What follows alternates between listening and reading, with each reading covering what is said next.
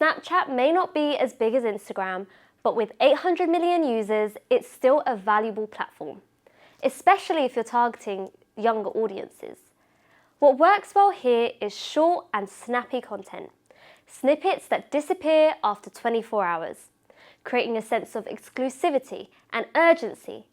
I worked with a clothing brand that used Snapchat to launch limited time promotions and exclusive sneak peeks of new collections. By using Snapchat's Stories feature, they created a sense of urgency that drove people to their website for flash sales. The result? Their sales doubled during the promo periods. Here are some key takeaways for you to jot down.